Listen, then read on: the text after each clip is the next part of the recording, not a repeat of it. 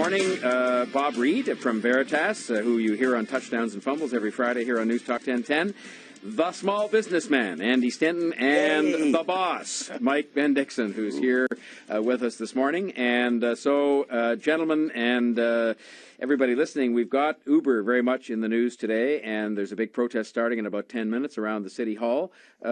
Andy, what do you make of it? I sort of wonder sometimes about these protests and whether they accomplish anything, but it's a free country. I don't know how to address you, sir. I was told to worship. John would be fine. Okay.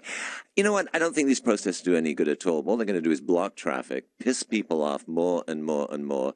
I think we need to address this. I think the cab companies should start looking at a little thing called customer service. Stop bitching about somebody else and make sure the cabs aren't smelly. Then I get so tired of sitting in a cab and going, 7474, you want to pick up 74? This is not a pleasurable ride. I would use Uber instead.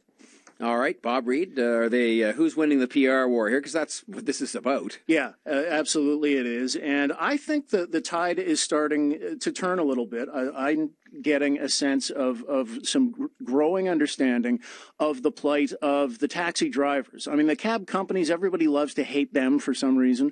For good reason. Well, they're in the 12th century, Bob. I mean, well, in a lot of ways they are, for sure. And I think what's happening around this debate around the issue is the fundamentals go out the window, and it turns into what Andy just said. I hate dirty, smelly cabs and all of that. The core of this issue, but you still use them, don't you? Well, yeah, because he has no choice. Yeah. I mean, he's getting a bit of choice with Uber, but he has no choice. The cab is a cab. But the heart of this issue is one of fundamental business fairness when it comes to regulated businesses. Agreed. The cab companies, the cabbies are playing under the existing rules, and they're pretty onerous in terms of the licensing requirements, the insurance, the plate fees. All of that comes into the mix.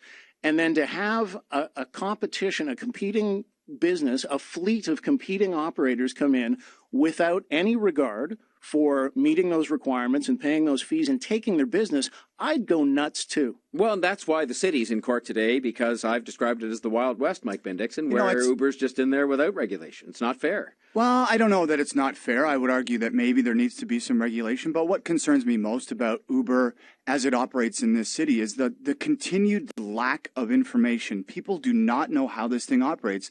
And my point is going to be highlighted by here's a politician that represents citizens of this city that was on round one this morning, Sherry DeNovo. Listen to what she had to say about Uber. Absolutely, UberX is a dangerous thing. I mean, these are maybe unlicensed folk. We don't know who they are, what they're doing. Of course, we've seen internationally horrible incidents, women being attacked. And, cab drivers have to get a license for a reason.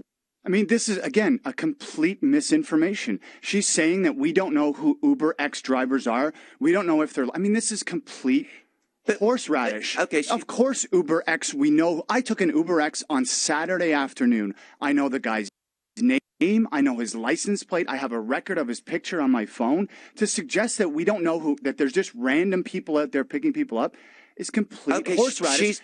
She's spreading wrong, but garbage rumors around about UberX and the way that it operates in the city. You get an accident in that Uber cab, where is the insurance? I'm not worried about insurance. It's his car. No, I don't care. No, but what if you're injured? What if you don't walk again? Then I can go and see a personal injury lawyer and sue him, just like it works in a lot of other areas. If he's got no money, come on, that's idealistic at best. Okay, well, the same thing could be said for if I get into a Beck taxi right now or any other taxi, I don't know who's behind the wheel. I have no record of who that person is. That's totally unfair. No, it's not. They've got a picture there. And it says who they are. And you might not be able to pronounce the name. Andy, just because you're louder doesn't mean you're right.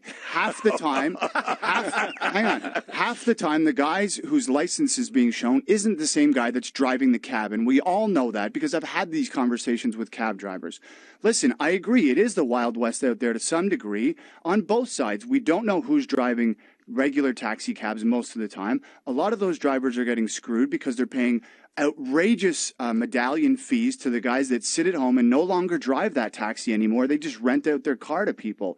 It is the Wild West. I do think we need some licensing around all forms of getting people from A to B. But there we go. But to suggest that, here's a politician on this radio station saying, you don't know who an UberX driver is. No, we actually do. And they do background checks on these people, and they have to follow certain standards and regulations in order to drive people around. Let's not make stories up here. It is 9 degrees at 8:56. Back to wrap up the show here in just